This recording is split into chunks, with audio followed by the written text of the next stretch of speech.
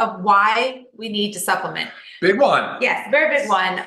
It doesn't have to go into that much depth to really understand why nutritional supplements are necessary for our bodies. And this is a question that we get often. Right. And I'm sure it's also maybe some pushback that you get when trying to discuss Live Good nutritional supplements to somebody, and they say, well, I don't need to take supplements. Yeah, I don't like supplements. Why would I take them? Right. Or I'm healthy. Or I eat a healthy enough balanced diet. I'm healthy. I feel great. What do I need them for? Right. So, I mean, that's a great thing if you feel great. Yeah, sure. But we also want to let you understand You want that. that, yes, The goal. even when eating a balanced diet, even when eating or living a healthy lifestyle, our nutrients are depleted in our body. Not every single one of them, but I guarantee you've got one or more nutritional deficiencies. And what these nutritional deficiencies, I mean, they can cause a slew of health conditions that you're just wondering, like, why is this happening to me? Why do I feel like this? And it can be as simple as a one little vitamin or mineral that your body is deficient in, and adding that into your diet is like, oh my gosh, a wake-up call. Everything starts to function properly. And again, you'll hear us talk a lot about our magnesium and how it's involved in over 300 reactions in the body. So think about that, just being deficient in that one little mineral, right? If that's going on, then some or all of those 300 reactions in the body aren't taking place properly. And then we aren't living our healthiest lives, or our healthiest selves.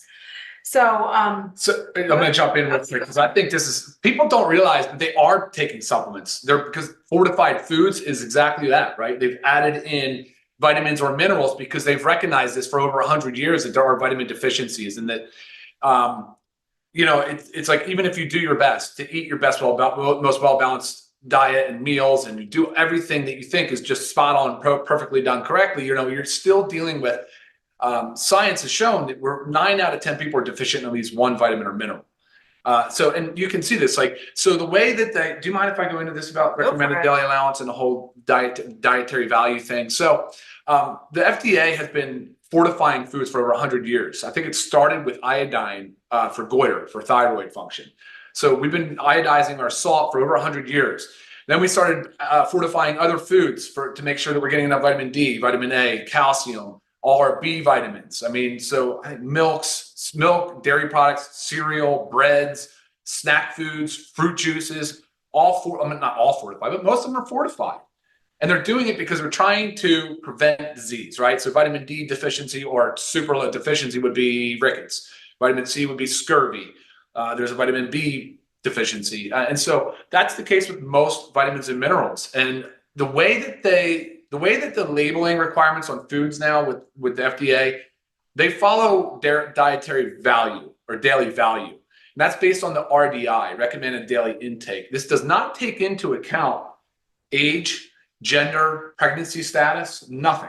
Right, whether you're vegan or not, that's a big one, because it's different, you're lacking different nutrients. Yeah, and so it really doesn't take any of those variables into account. So you can imagine the amount of inaccuracy there is, though. So, and they're doing this, when you look at a dietary nutrition label, supplement facts label, you're seeing the percent daily value based on the RDI. So again, no age, no gender, not taking into account that, but they're only listing it to prevent disease. They're not trying to say, here's what optimal health might look like. Because again, there's no magic bullet, there's no absolute certainty as to what one particular person should be taking in a vitamin or mineral. And we know this. And Lisa and I are both huge advocates for eating whole foods and clean, healthy foods. But we know at the end of the day, despite all of our best efforts, and it's what we would love for everybody to do, is eat all of these foods and get all of your vitamins and minerals and be perfectly healthy, but it's just not happening. It's not happening. And so that is just a little bit back history on the way that the FDA does label these. So definitely not anywhere even close to a perfect science.